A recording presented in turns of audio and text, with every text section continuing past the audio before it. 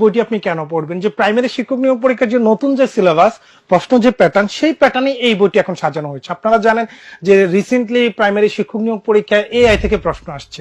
তো এআই টপিকটা আমাদের আগের এডিশনে ছিল না, কিন্তু আবার আমরা নতুন এডিশনে এআইটাকে যুক্ত করেছি। এরকম কিছু কিছু জিনিস আছে যে জিনিসগুলা মানে আগের এডিশনে নতুন প্রশ্ন প্যাটার্নের সাথে কিছুটা গ্যাপ ছিল, সেই গ্যাপটা আমরা নতুন বই নিয়ে আসছি।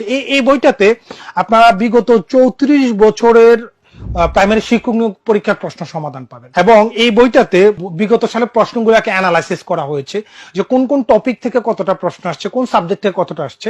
সেটা থেকে আপনি বুঝতে পারবেন যে আপনার জন্য কোন টপিকটা বেশি গুরুত্বপূর্ণ, কোন টপিকটা আপনার না পড়লেও চলে, কোন টপিকটা আপনার মোটামুটি করে পড়তে হবে। এবং আমরা যেটা করেছি যে এই বইটাতে বিশেষ করে গণিতে যে শিক্ষার্থীদের প্রবলেম হয়, সেজন্য আমরা যেটা করেছি যে গণিতে আমরা প্রত্যেকটা গণিতের টপিকের আলোচনার একদম প্রথমে আমরা যেটা করেছি যে বিগত 12 বছরে এই বইটা থেকে মানে এই টপিকটা থেকে কি ধরনের প্রশ্ন আসছে সে জিনিসগুলো আমরা যুক্ত করে দিয়েছি। এবং ইংলিশ গ্রামারের ক্ষেত্রে আমরা যেটা করেছি যে ইংলিশ গ্রামারের একদম বেসিক থেকে শুরু করে সব টপিক আপনারা এই বইটাতে পাবেন। এর পাশাপাশি আমরা ইংলিশ লিটারেচার আরো কিছু নতুন টপিক এখানে যুক্ত করে দিয়েছি।